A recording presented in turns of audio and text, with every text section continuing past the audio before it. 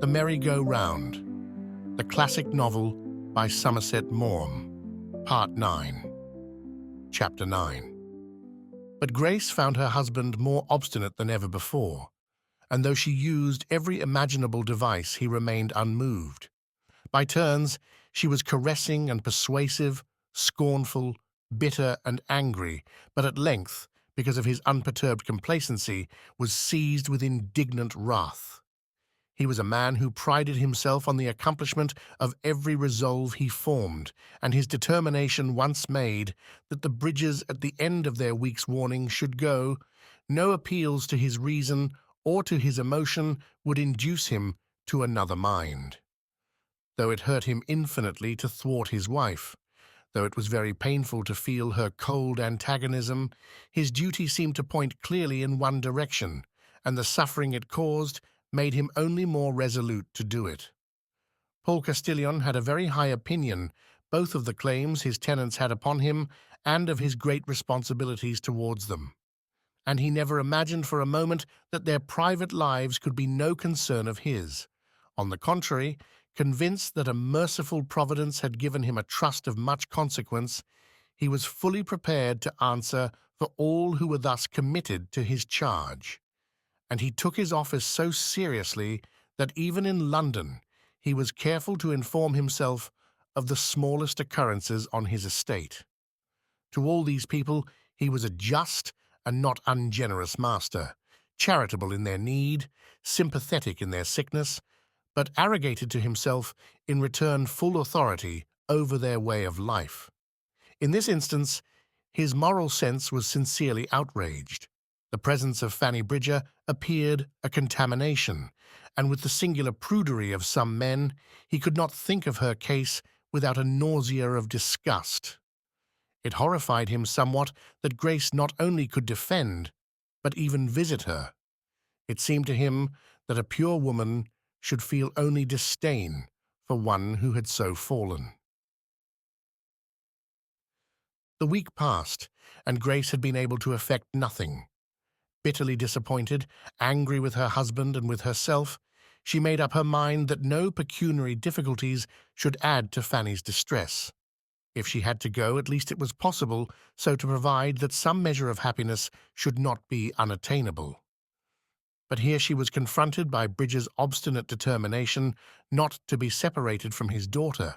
He had got it into his slow brain that the trouble came only because she had gone away, and no argument would convince him that in future little need be feared.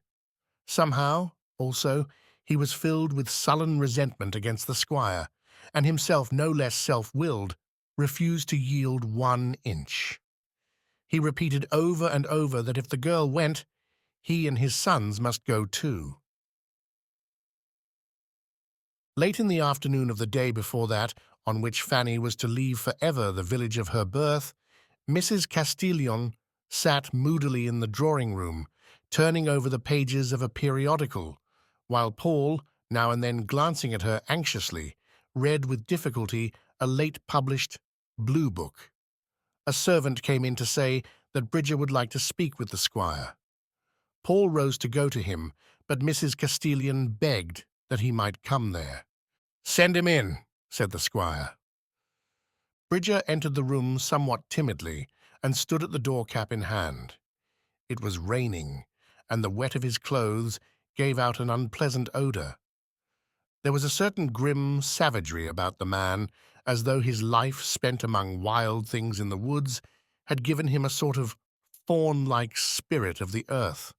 "Well, Bridger, what do you want?" "Please, squire, I came to know if I was really to go tomorrow."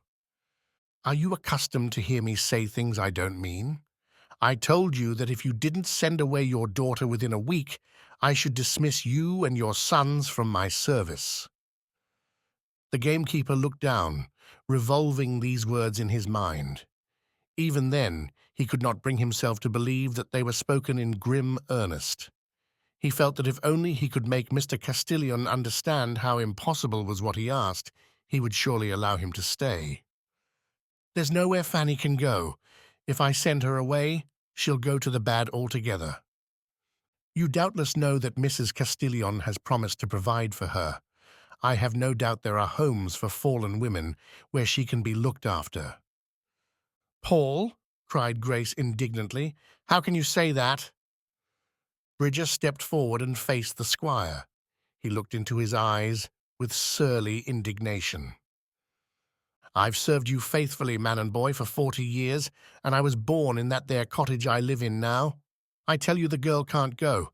She's a good girl in her heart, only she's had a misfortune. If you turn us out, where are we to go? I'm getting on in years, and I shan't find it easy to get another job. It'll mean the workus."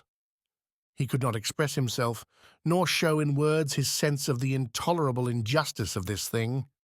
He could only see that the long years of loyal service counted for nothing, and that the future offered cold and want and humiliation. Paul stood over him cold and stern. "I'm very sorry," he said. "I can do nothing for you. You've had your chance, and you've refused to take it." "I've got to go tomorrow?" "Yes." The gamekeeper turned his cap round nervously, and to his face came an expression of utter distress. He opened his mouth to speak, but no words came, only an inarticulate groan. He turned on his heel and walked out. Then Grace went up to Paul desperately. "Oh, Paul, you can't do it," she cried. "You'll break the man's heart. Haven't you any pity? Haven't you any forgiveness?" "It's no good, Grace. I'm sorry that I can't fall in with your wishes. I must do my duty. It wouldn't be fair to the other people on the estate if I let this go by without notice." "How can you be so hard?" He couldn't see that it was out of the question to drive Bridger away callously from the land he loved with all his soul. In one flash of inspiration, she realized all that his little cottage signified to him, the woods and coverts, the meadows, the trees, the hedges. With all these things his life was bound up. Like a growing thing, his roots were in the earth, which had seen his birth and childhood, his marriage, and the growth of his children. She took hold of her husband's arms and looked up into his face. "Paul, don't you know what you're doing? We've come nearer to one another of late. I felt a new love grow up in my heart for you, and you're killing it. You won't let me love you. Can't you forget that you're this and that and the other, and remember that you're only a man, weak and frail like the rest of us? You hope to be forgiven yourself, and you're utterly pitiless." "My darling, it's for your sake also that I must be firm with this man. It's because you are so good and pure that I dare not be lenient." "What on earth do you mean?" She disengaged herself roughly from his arms and stepped back. Her face, without powder or rouge, was ashen grey, and in her eyes was a look of panic fear. "I can't allow that creature to live in the same place as you. Because you're a virtuous and a good woman, it's my duty to protect you from all contact with evil. It horrifies me to think that you may meet her on your walks, her and her child." Mrs. Castilian's cheeks flamed with red, and there was such a catching at her throat that she put her hand to it. "But I tell you, Paul, that compared with me that woman is innocent and virtuous." "Nonsense, my dear," he laughed. "Paul, I'm not what you think. That woman sinned because she was ignorant and unhappy, but I knew what I was doing. I had everything I wanted, and I had your love. There were no excuses for me. I was nothing better than a wanton." "Don't be absurd, Grace. How can you talk such rubbish?" "Paul, I'm talking perfectly seriously. I've not been a good wife to you. I'm very sorry. It's best that you should know." He stared at her incredulously. "Are you mad, Grace? What do you mean?" "I've been unfaithful." He said nothing, he did not move, but a trembling came over his fleshy limbs, and his face turned deathly white. Still, he could scarcely believe. She went on with dry throat, forcing out the words that came unwillingly. "I'm unworthy of the love and confidence that you gave me. I've deceived you shamefully. I've committed adultery." The word hit him like a blow, and with a cry of rage he stepped forward to his wife, cowering before him, and seized her shoulders. He seized her roughly, cruelly, with strong hands, so that she set her teeth to repress the cry of pain. "What do you mean? Have you been in love with someone else? Tell me who it is." She did not answer, looking at him in terror, and he shook her angrily. He was blind with rage now, in a condition which she had never seen before. "Who is it?" he repeated. "You'd better tell me." She shrank away from him, but he held her fast with ruthless hands, and he tightened them so that she could have screamed with pain. "Reggie Bassett!" she cried at last. He released her roughly so that she fell against a table. "You dirty little beast!" he cried. Mrs. Castillion's breath came quickly. She felt about to faint and steadied herself against the table. She was trembling still with the pain she had suffered. Her shoulders ached from the violence of his bands. He faced her, looking as though even now he scarcely understood what she had said. He passed his hands over his face wearily. "And yet I loved you with all my heart. I did everything I could to make you happy." Suddenly, he remembered something. "The other night when you kissed me and said we must come closer together. What did you mean?" "I'd just broken with Reggie forever," she gasped. He laughed savagely. "You didn't come back to me till he'd thrown you over." She stepped forward, but he put out his hands to prevent her. "For God's sake, don't come near me or I shall hit you." She stopped dead, and for a moment they confronted one another strangely.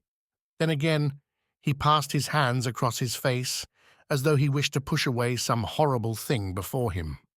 Oh, God, what shall I do?" he moaned. He turned away quickly and, sinking in a chair, hid his face and burst into tears. He sobbed uncontrollably, with all the agony and the despair of a man who has cast shame from him. Paul, for heaven's sake, don't cry, I can't bear it." She went up to him and tried to take away his hands. "Don't think of me now. You can do what you like with me afterwards. Think of these wretched people. You can't send them away now." He pushed her away more gently and stood up.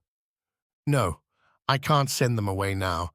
I must tell Bridger that he and the girl can stay." "Go to them at once," she implored. "The man's heart is breaking, and you can give him happiness. Don't let them wait a minute longer." "Yes, I'll go to him at once." Paul Castilian seemed now to have no will of his own, but acted as though under some foreign impulse. He went to the door, walking heavily as if grown suddenly old, and Grace saw him go out into the rain and disappear into the mist of the approaching night. She stood at the window, wondering what he would do, and imagined with a shiver of dismay the shame of proceedings for divorce. She looked at the great trees of Geiston as though for the last time, and tried to picture to herself the life that awaited her. Reggie would make no offer of marriage, nor, if he did, would she accept, since no trace remained of her vehement passion, and she thought of him merely with loathing.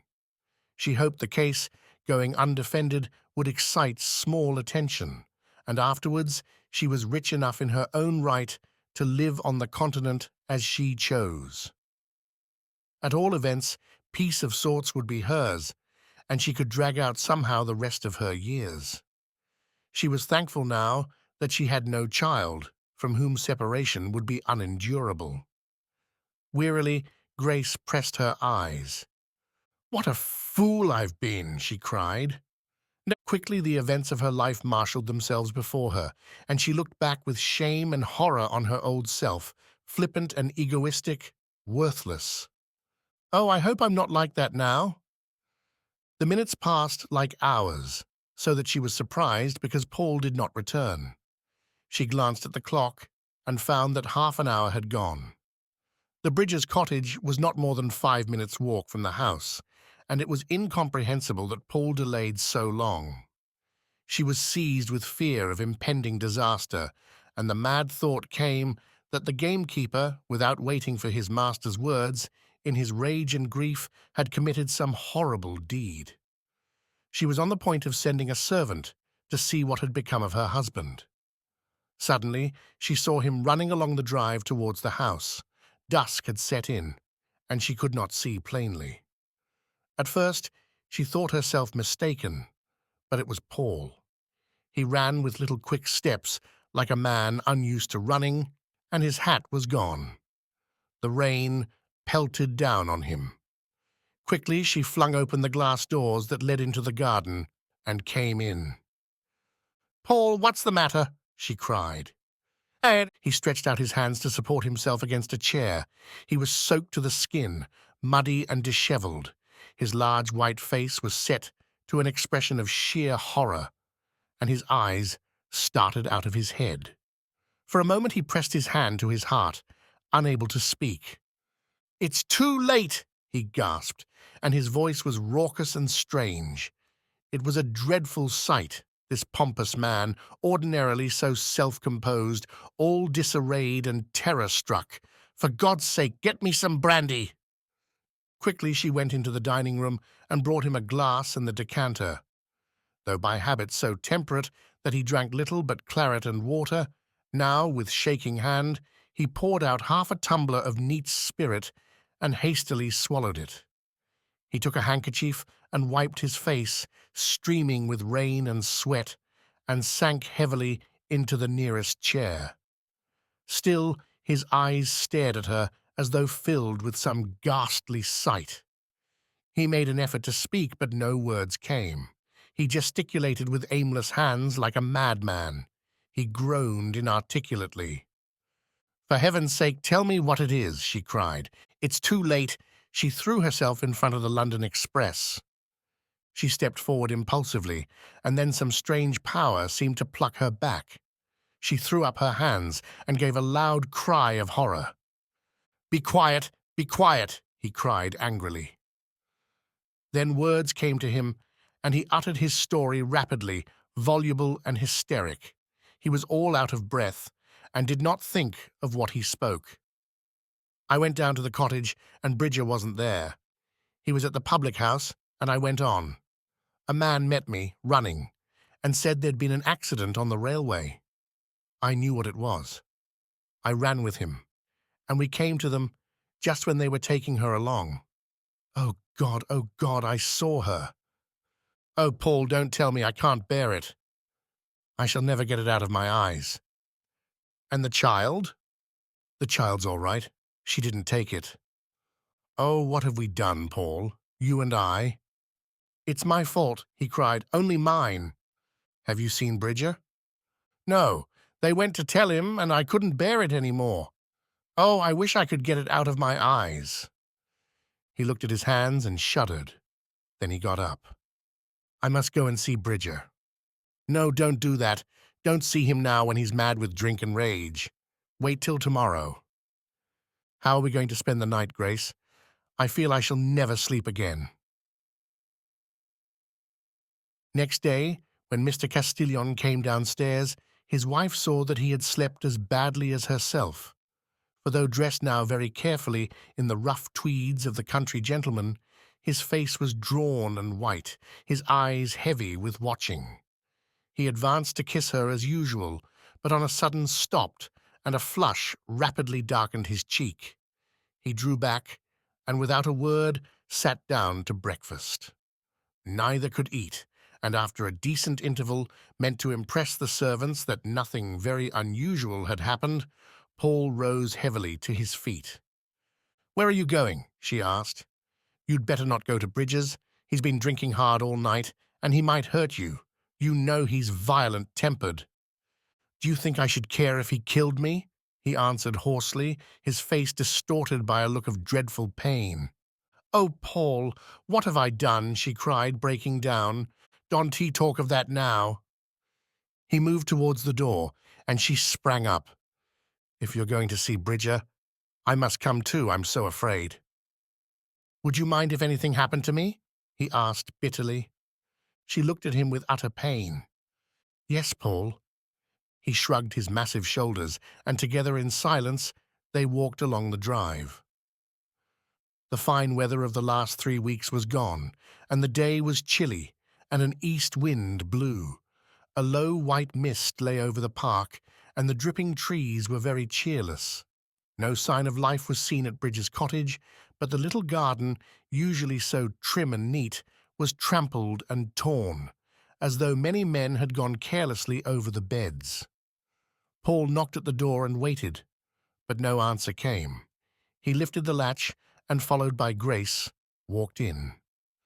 Bridger, seated at the table, was looking straight in front of him, stupefied still with grief and liquor. He gazed vacantly at the intruders as though he recognized them not. "Bridger, I've come to tell you how dreadfully sorry I am for the awful thing that has happened." The sound of the voice seemed to bring the man to his senses, for he gave a low cry and lurched forward. "What do you want? What have you come here for? Couldn't you leave me alone?" He stared at Paul, rage gradually taking possession of him. "Do you still want me to go? Me and the boys? Give us time, and we'll clear. I hope you'll stay. I want to do everything I can to make up for your horrible loss. I can't tell you how deeply I blame myself. I would give anything that this dreadful thing hadn't occurred. She killed herself so as I shouldn't be turned off. You're a hard master. You always was. I'm very sorry. In future, I will try to be gentler to you all. I thought I only did my duty." Mr. Castillon, that man so conscious of his dignity, had never before spoken to his inferiors in apologetic tones. Apt to take others to account, he had never dreamed that someday himself might need to make excuses. "She was a good girl after all," said Bridger. "In her heart, she was as good as your wife, Squire." "Where's the child?" asked Grace, almost in a whisper. He turned upon her savagely. "Do you want that too? Aren't you satisfied yet? Has the child got to go too before we stay?" "No, no," she cried hastily. "You must keep the child, and we'll do all we can to help you." Paul looked at the man. "Won't you shake hands with me, Bridger? I should like you to tell me you forgive me." Bridger drew back his hands and shook his head. Paul saw that no good could come of staying and turned to the door. The gamekeeper's eye, following him, caught sight of his gun, which leaned against a chair. He stretched out hand and took it. Grace gave a start, but managed to repress her cry of alarm. "Squire!" he called. "Well?" Paul turned round, and when he saw that the man held that weapon in his hand, he straightened himself. He looked at him steadily. "Well, what do you want?" Bridger stepped forward and roughly gave the gun into his master's hand. "Take it and keep it, Squire. I swore last night I'd blow your bloody brains out and swing for it. I'm not fit to have this gun yet. Keep it, or if I get in drink, I'll kill you." An indescribable look of pride came into Paul's face, and the humiliation and shame were banished. Grace's heart beat fast when she saw what he was about to do, and a sob broke from her. He gave back the gun. "You'll need it for your work," he said coldly. "I don't think I'm afraid. I will take my chance of your wanting to shoot me." The man looked with wonder at his master and then violently flung the gun into the corner of the room. "By God!" he said. Paul waited for one moment to see if Bridger had anything more to say, then gravely opened the door for his wife. "Come, Grace." He walked with long steps back to the house, and for the first time in her life, Grace admired her husband. She felt that, after all, he was not unworthy of his authority. She touched his arm. "I'm glad you did that, Paul. I felt very proud." He removed his arm quickly so that she shrank away. "Did you think I was likely to be afraid of my gamekeeper?" he answered disdainfully. "What are you going to do about me?" she asked. "I don't know yet. I must think it over. All that you told me last night was true?" "Quite true." "Why did you tell me?" "It was the only way to save those people. If I'd had the courage to do it a couple of hours earlier, that poor girl wouldn't have killed herself." He said no more, and silently, They reached the house. For some days, Paul made no reference to his wife's confession, but went about the work of his estate, his parliamentary labours, with stolid method, and only Grace's new sympathy discerned the awful torment from which he suffered. He took care to speak naturally before the servants and his brother, but avoided to be alone with her. His back seemed strangely bent, and he walked with a listless torpor, as though his large limbs were grown suddenly too heavy to bear. His fleshy face was drawn and sallow, his eyelids puffy from want of sleep, and his eyes dim. At length Grace could stand her misery no longer. She went to the library, where she knew he was alone, and softly opened the door. He sat at the table with blue books and paper spread in front of him, striving industriously to fit himself for the duties which he took so seriously. But he did not read. He rested his face on his hands, staring straight in front of him. He started when his wife entered and looked at her with harassed eyes. "I'm sorry to disturb you, Paul, but we can't go on much longer in this way. I want to know what you're going to do." "I don't know," he said. "I wish to do my duty." "I suppose you're going to divorce me?" He gave a groan, and pushing back his chair, stood up. "Oh, Grace, Grace, why did you do it? You know how I worshipped you. I would have given my life to save you a moment's uneasiness. I trusted you with all my soul." "Yes, I know all that. I've repeated it to myself 1,000 times." He looked at her so helplessly that she could not restrain her pity. "Would you like me to go away? Your mother can easily come down to you and you can talk it over with her." "You know what she'd advise me to do," he cried. "Yes." "Do you want me to divorce you?" She gave him a look of utter agony, but would not allow the gathering tears to fall from her eyes. With fierce self-reproach, she wished to excite in him no atom of commiseration. He glanced away, with a certain shame of his next question. "Do you still care for Reggie Bassett?" "No," she cried exultantly. "I loathe and detest and despise him. I know he's not worth a quarter of you." He threw up his hands helplessly. "Oh, God, I wish I knew what to do. At first I could have killed you, and now I feel we can't go on as we are. Ought to do something. I can't forget the whole thing. I ought to hate you, but I can't. Notwithstanding everything, I love you still. If you go, I think I shall die." She looked at him thoughtfully, divining in some measure the emotions which tore him in sundry directions. It seemed due to his honour that he should divorce the errant wife, and yet he had not the heart to do it. Anger and shame were banished by utter sorrow. And then he could not bear the scandal and the public disgrace. Paul Castillon was a man of old-fashioned ideas, and it seemed to him proper for a gentleman to keep his name out of the newspapers. Nor did he like the modern notion that the wronged husband cuts a somewhat heroic figure. He remembered vividly his disgust when a member of his club, divorcing his wife, had sought in the smoking-room to excite sympathy by narration of the lady's infidelities. He was proud of his name, and could not bear that it should be covered with ridicule. The very thought shamed him, so that he could scarcely face his wife. "I leave myself entirely in your hands," she said at length. "I will do whatever you wish." "Can't you give me a little more time to think it over? I don't want to do anything hastily." "I think we'd better decide at once. It'll be much better for you to settle it. You're making yourself ill. I can't bear to see you so awfully unhappy. Don't think about me. Think about yourself. What will you do if—" He stopped, unable to continue. "If you divorce me?" "No, I can't do that," he cried quickly. "I dare say I'm a doting, weak fool, and you'll despise me even more than you do, but I can't lose you altogether. Oh, Grace, you don't want me to divorce you?" She shook her head. "It would be very generous if you could spare me that. Will you be satisfied if I go and live abroad?" I promise that you'll have no cause to blame me again. We need tell people nothing. They'll think it's a sort of amicable separation. I dare say that would be the best thing, he said quietly. Then, goodbye. She stretched out her hand to him, and the tears in her eyes made everything dim about her. He took it silently.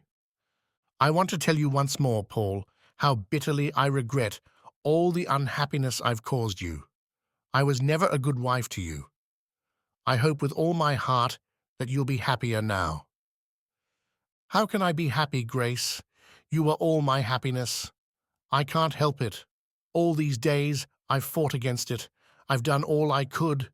But still, even now that I know you've never cared for me at all, and the rest, I love you with all my heart. The tears ran down her wasted, colourless cheeks, and for a while she could not speak. She withdrew her hand and stood in front of him with head bent down. I don't ask you to believe me, Paul. I've lied to you and betrayed you, and you have the right to take my words as worthless. But I should like to tell you this before I go. I do love you now, honestly. During these last months of wretchedness, I've understood how kind and good you were, and I've been awfully touched by your great love for me. You made me utterly ashamed of myself. Oh, I've been worthless and selfish. I've sacrificed you blindly to all my whims. I've never tried to make you happy. But if I'm less of a cad than I was, it's because of you.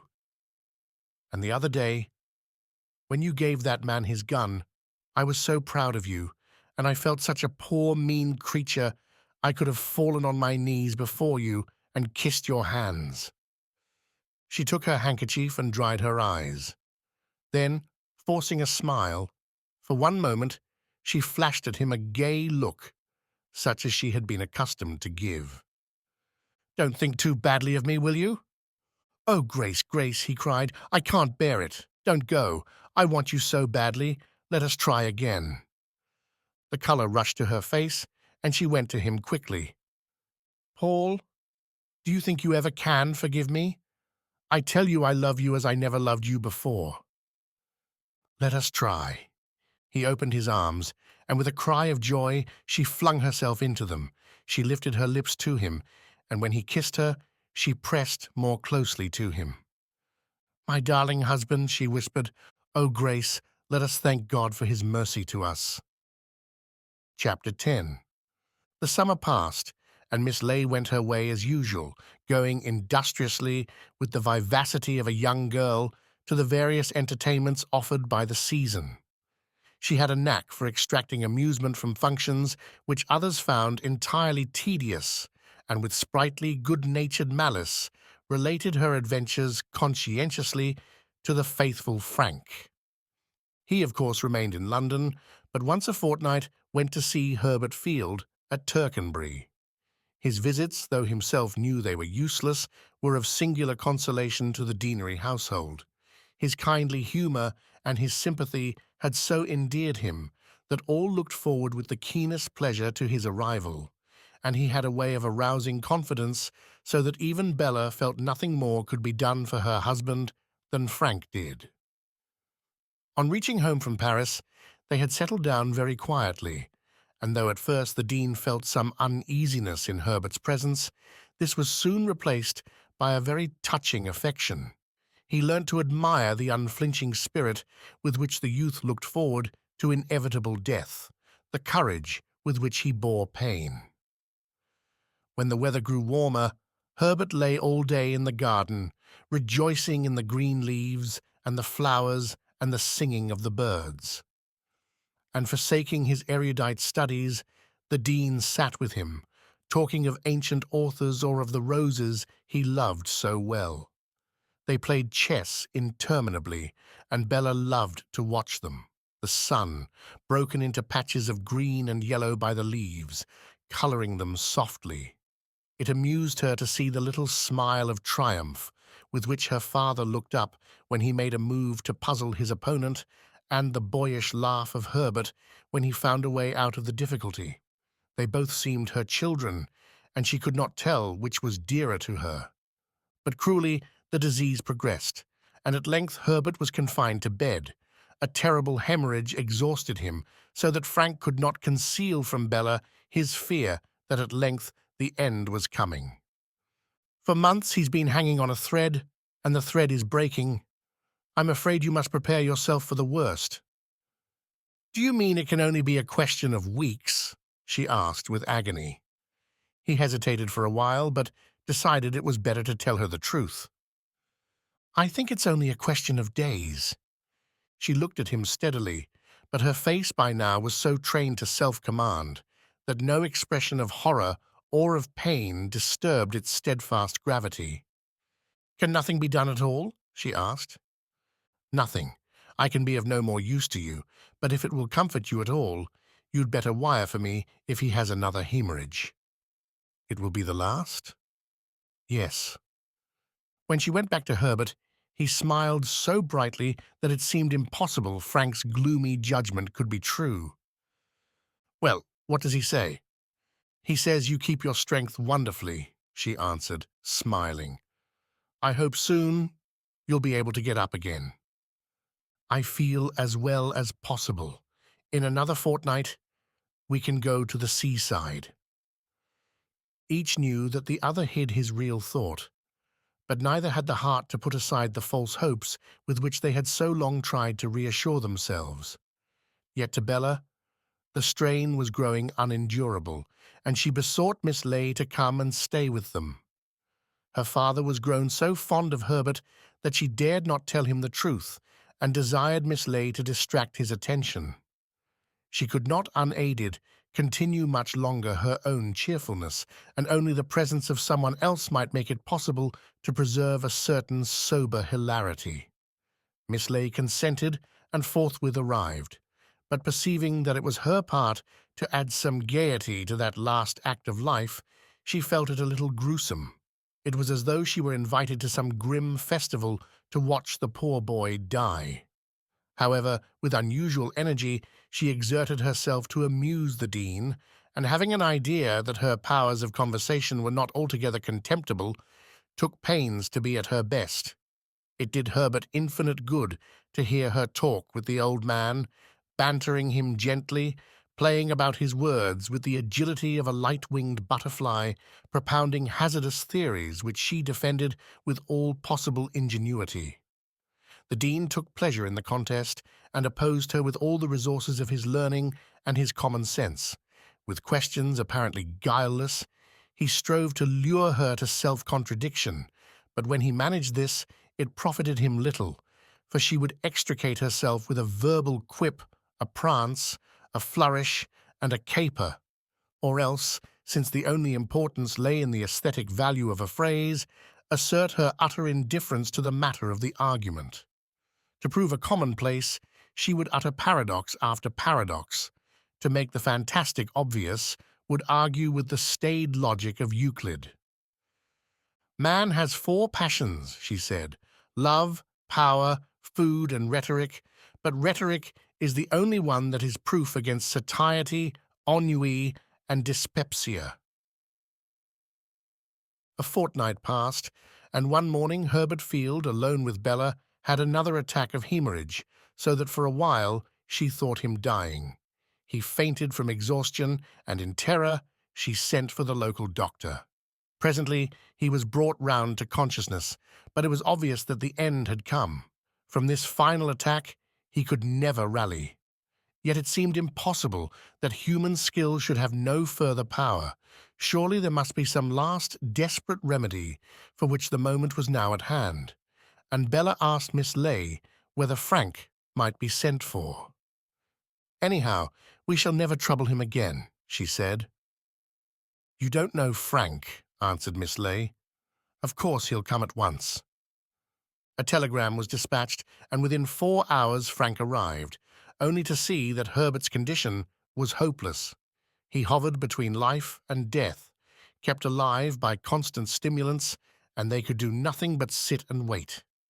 When Bella repeated to her father, from whom so far as possible she had hidden her husband's desperate state, that the boy could scarcely outlast the night. He looked down for a moment, then turned to Frank. "Is he strong enough for me to administer the Holy Sacrament? Does he want it?" "I think so.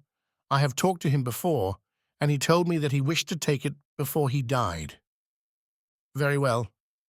Bella went to prepare her husband, and the dean assumed the garments of his office. Frank also went into the bedroom to be at hand if needed, and stood by the window. Apart from those three who performed the sacred mystery, it seemed to him as though the dean were invested strangely with a greater, more benignant dignity. A certain majesty had descended upon the minister of God, and while he read the prayers, a light shone on his face like that on the face of a pictured saint. "Verily, verily, I say unto you, he that heareth my word, and believeth on him that sent me, hath everlasting life, and shall not come into condemnation, but is passed from death unto life." Bella knelt at the bedside, and Herbert Field, emaciated and extraordinarily weak, his sombre eyes shining unnaturally from his white and wasted face, listened attentively. There was no fear now, but only resignation and hope. It could be seen that with all his heart he believed those promises of life everlasting and of pardon for sins past. And Frank, storm-tossed on the sea of doubt, envied that undisturbed assurance. "The body of our Lord Jesus Christ, which was given for thee, preserve thy body and soul unto everlasting life. Take and eat this in remembrance that Christ died for thee, and feed on him in thy heart by faith and thanksgiving." The dying man took the bread and wine, which should mystically prepare the Christian soul for her journey to the life beyond, and they seemed to give a peace ineffable. The tortured body was marvelously eased, and a new serenity descended upon the mind. The dean read the last solemn lines of the service, and rising from his knees, kissed the boy's forehead. Herbert was too weak to speak, but the faintest shadow of a smile crossed his lips. Presently he dozed quietly. It was late in the afternoon now, and Frank suggested that he should take the dean into the fresh air. "There is no immediate danger, is there?" asked the old man. "I don't think so. He will probably live till the morning." They went out from the deanery garden into the precincts. There was a large patch of green upon which boys of Regis School played cricket at nets, but they were away for the holidays, and only the cawing rooks, flying heavily about the elm trees, disturbed the stillness. On one side was the cathedral, adorably grey in the rosy light of evening, and the stately magnificence of the central tower rose towards heaven like a strong man's ideal turned to stone. All round were the houses of the canons. The day had been hot and cloudless, but now a very light breeze fanned the cheeks of those two slowly sauntering. It was a spot which breathed a peace so exquisite that Frank wished dreamily his life had been cast in such pleasant ways. At intervals, the cathedral bells rang out the quarters. Neither spoke, but they walked till the setting sun warned them that it grew late. When they returned to the house, Miss Leigh said that Herbert was awake, asking for the dean. She proposed they should eat something and then go to his room. He seemed slightly better, that she asked Frank if any hope remained. "None. It can only be a question of a few hours, more or less." When they went into the bedroom, Herbert greeted them with a smile, for his mind at the end seemed to regain a greater lucidity. Bella turned to them. "Father, Herbert would like you to read to him." "I was going to suggest it," answered the dean. The night was fallen, and all the stars shone out with a vehement splendor. Through the casements, wide open, entered the fresh odors of the garden, suave and unwearied. Frank sat in a window, his face in shadow, so that none could see, and watched the lad lying so still that one might have thought him dead already. Then Bella so arranged the lamp that the dean might be able to read, and when he sat down, the light fell on his face wonderfully, and it seemed transparent as alabaster. "What shall I read, Herbert?" "I don't mind," the boy whispered. The dean took the Bible which lay at his hand and thoughtfully turned the pages, but a strange idea came to him, and he put it down. The perfume of the night, of the leaves and of the roses, the savour of the dew, filled that room with a subtle delicacy, as though some light spirit of a poet's fancy had taken possession of it. And by instinct he felt that the boy, who through life had loved so passionately the world's sensuous beauty, must desire other words than those of Hebrew prophets. His great love and sympathy lifted him from the common level of his calling to a plane of higher charity, and the knowledge came what reading would give Herbert the most delectable comfort. Bending forward, he whispered to Bella, who gave a look of utter astonishment, but nonetheless rose to do his bidding. She brought him a small book bound in blue cloth, and slowly he began to read. "Courting Amaryllis with song I go, while my she-goats feed on the hill, and Tityrus herds them. Ah, Tityrus, my dearly beloved, feed thou the goats, and to the well-side lead them, Tityrus." Miss Ley looked up with amazement, and even at that moment could not suppress an inward ironical laughter, for she recognized an idol of Theocritus. Very gravely, dwelling on the pictures called up to his mind stored with classical learning, the good dean read through the charming dialogue recounting preciously, with the elaborate simplicity of a decadent age, the amours of Sicilian shepherds. Herbert listened with quiet satisfaction, a happy smile set lightly on his pallid lips, and he too, his imagination curiously quickened by approaching death, saw the shady groves and babbling streams of Sicily, heard the piping of love-lorn goat-herds, the coy responses of fair maids refusing the kisses so sweet to give only that surrender at length might be the more complete. Even in the translation, a breath of pure poetry was there, and the spirit was preserved of a life consciously free from the artifice of civilization, wherein sunshine and shade, spring and summer, the perfume of flowers, offered satisfying delights. The dean finished and closed the book, and silence fell upon them all, and they sat through the night. The words whereto they had listened seemed to have left with them a singular tranquillity, so that all the stress and passion of the world were banished, and even to Bella, though her husband lay a-dying, there came a strange sense of gratitude for the fullness and the beauty of life. The hours passed, marked by the deep-tongued chiming of the cathedral bells.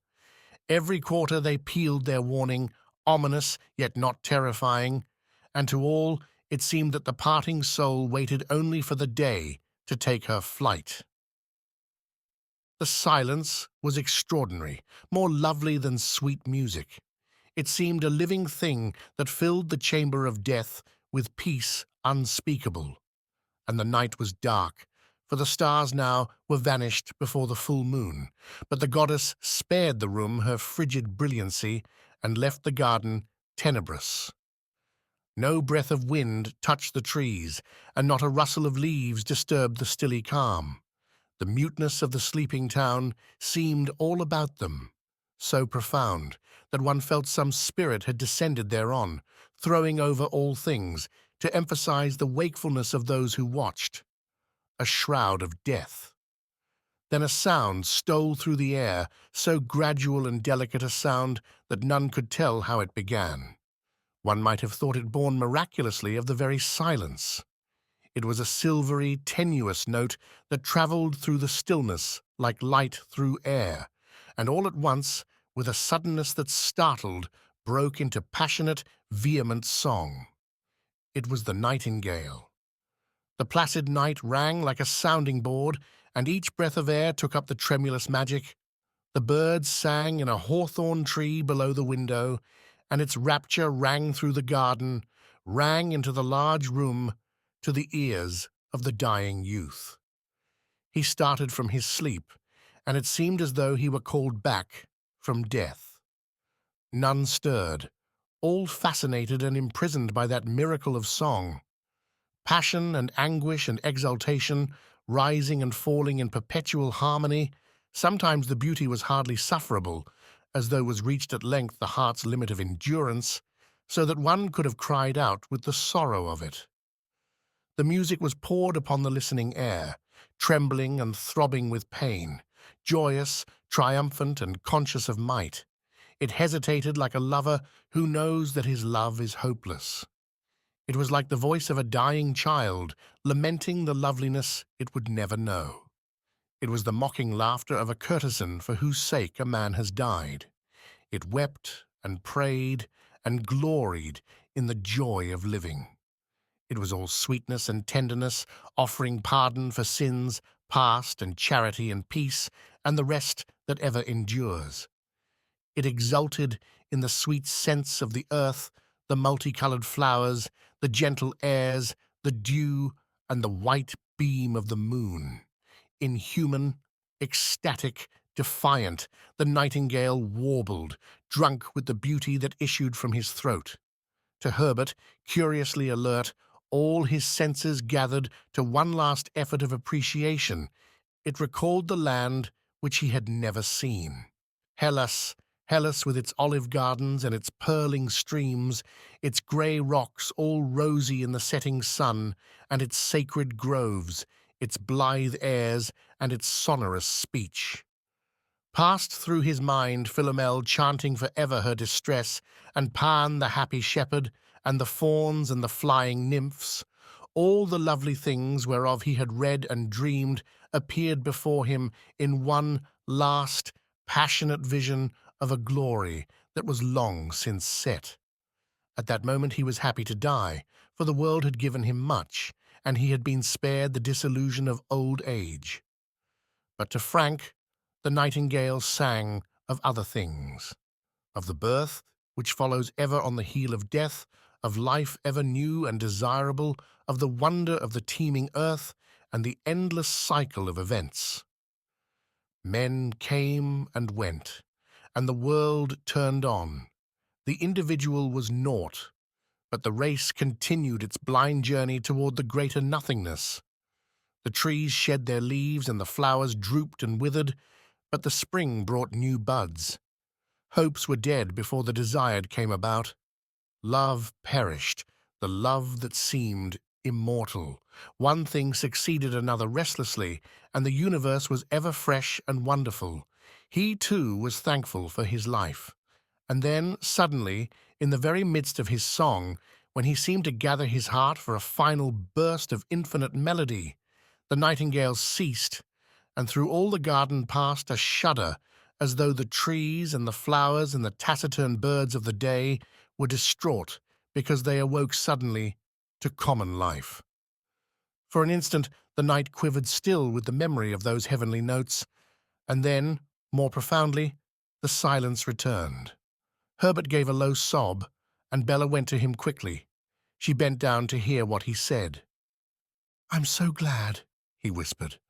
"I'm so glad." Again the cathedral bells rang out, and the watchers counted the deliberate striking of the hour. They sat in silence, and then the darkness was insensibly diminished. As yet there was no light, but they felt the dawn was at hand. A chilliness came into the room, the greater cold of the departing night, and the velvet obscurity took on a subtle hue of amethyst. A faint sound came from the bed, and the dean went over and listened. The end was very nearly come. He knelt down, and in a low voice began to repeat the prayers for the dying.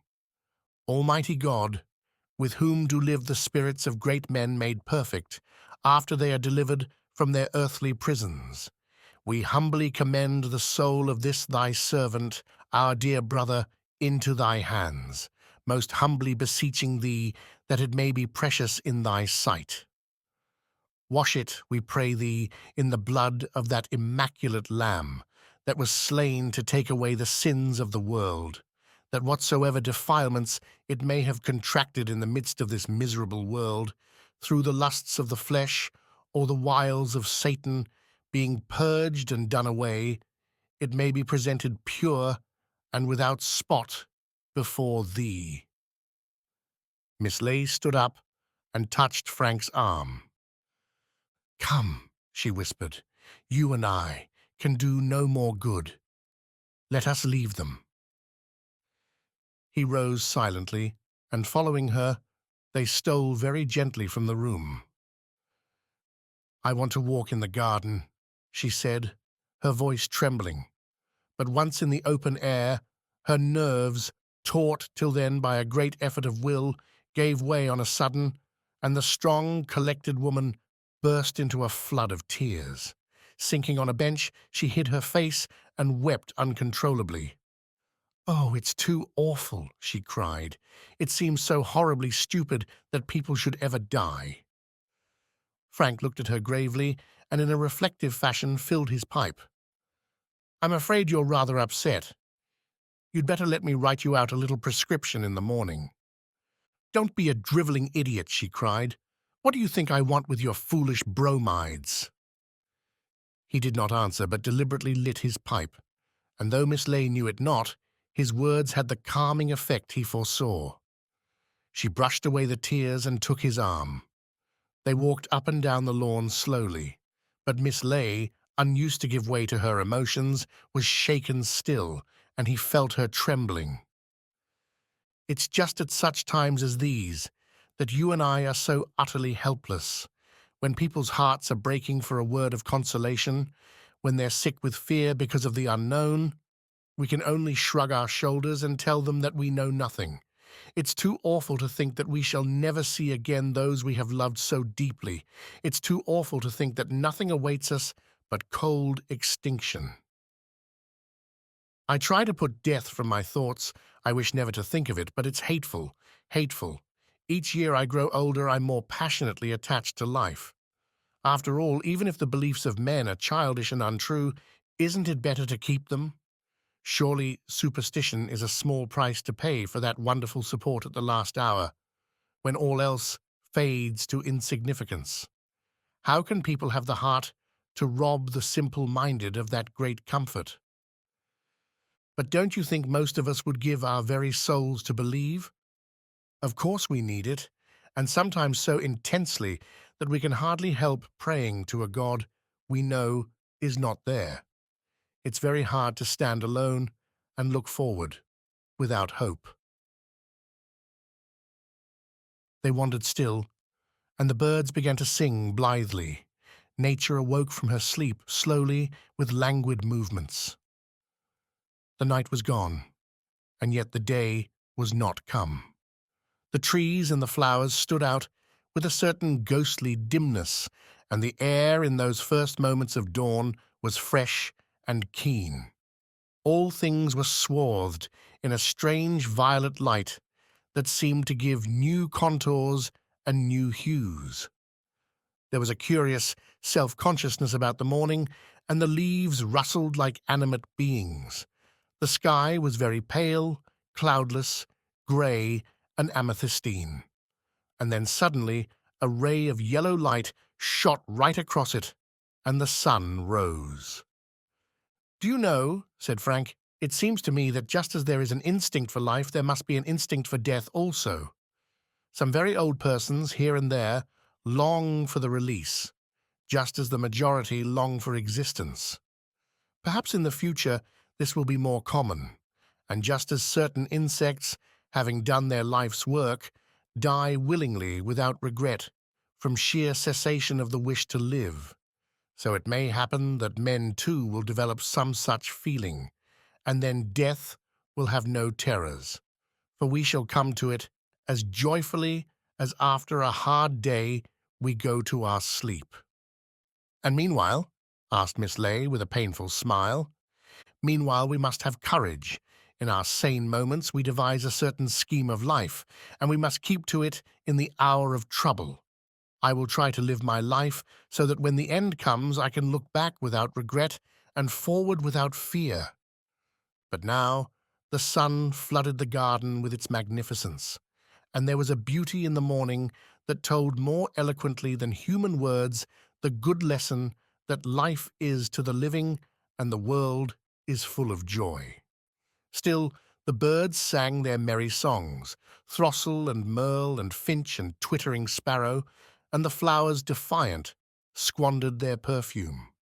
There were roses everywhere, and side by side were the buds and the full-blown blossoms and the dead, drooping splendors of yesterday.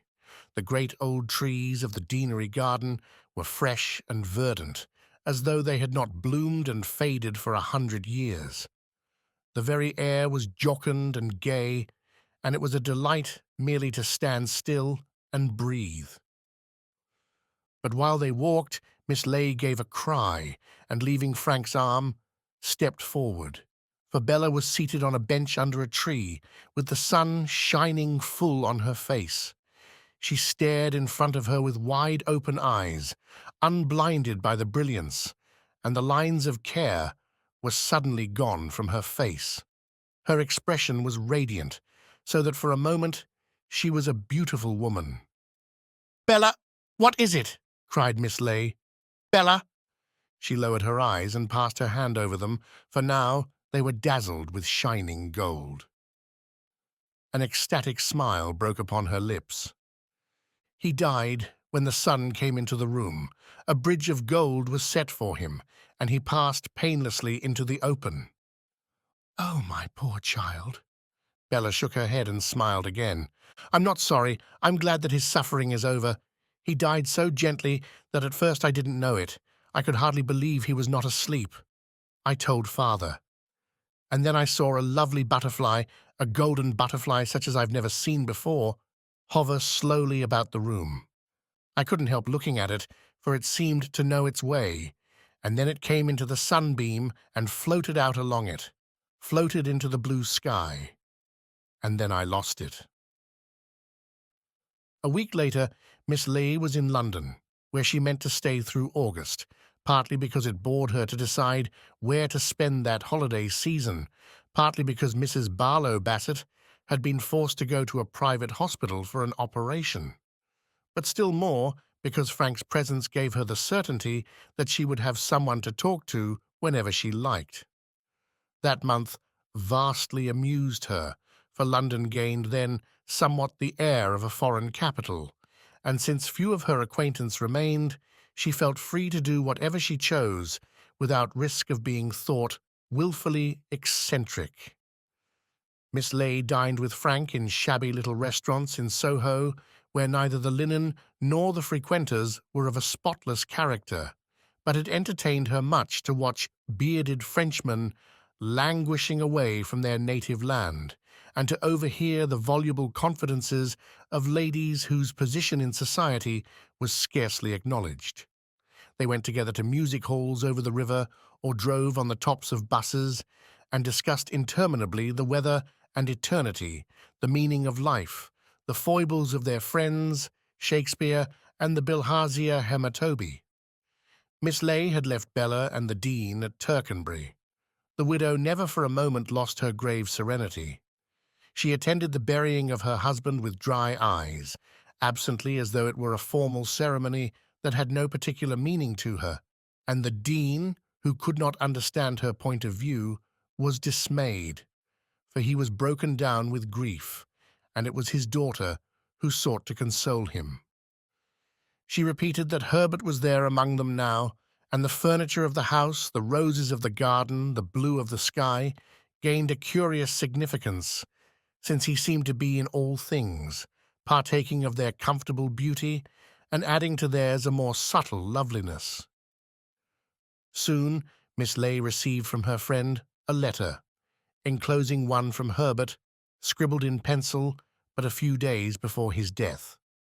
She said, "This is apparently for you, and though it is the last thing he ever wrote, I feel that you should have it. It seems to refer to a conversation that you had with him, and I am glad to have found it. My father keeps well, and I also. Sometimes I can scarcely realize that Herbert is dead. He seems so near Tome. I thought I could not live without him, but I am singularly content, and I know that soon we shall be united, and then forever."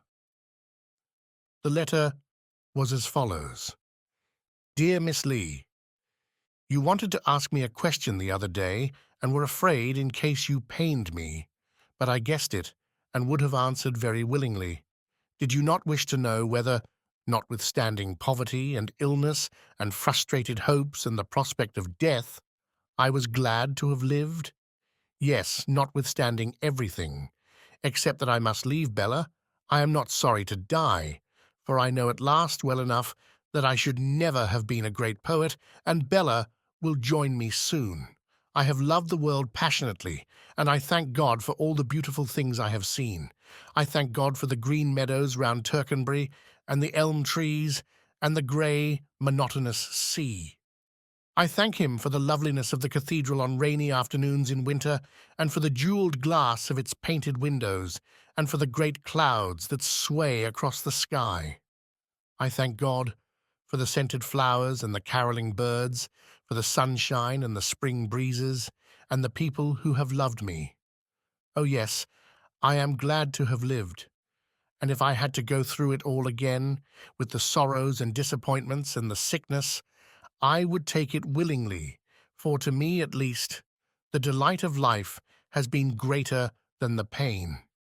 I am very ready to pay the price, and I would wish to die with a prayer of thanksgiving on my lips. The letter broke off thus abruptly, as though he had meant to say much more, but wanted opportunity. Miss Ley read the letter to Frank when next he came. "Do you notice," she asked, "that every one of the things he speaks of appeals to the senses? Yet the only point upon which philosophers and divines agree is that this is the lower part of us and must be resolutely curbed. They put the intellect on an altogether higher plane. They lie in their throats, and you can prove that really they believe nothing of the kind by comparing the concern with which they treat their stomachs and the negligence with which they use their minds. To make their food digestible, nourishing, and wholesome, enormous trouble is taken, but they will stuff into their heads any garbage they come across.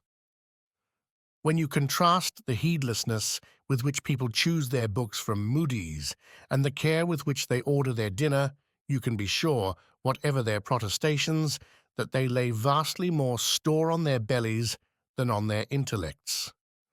"I rather wish I'd said that," murmured Miss Ley reflectively. "I have no doubt you will," he returned.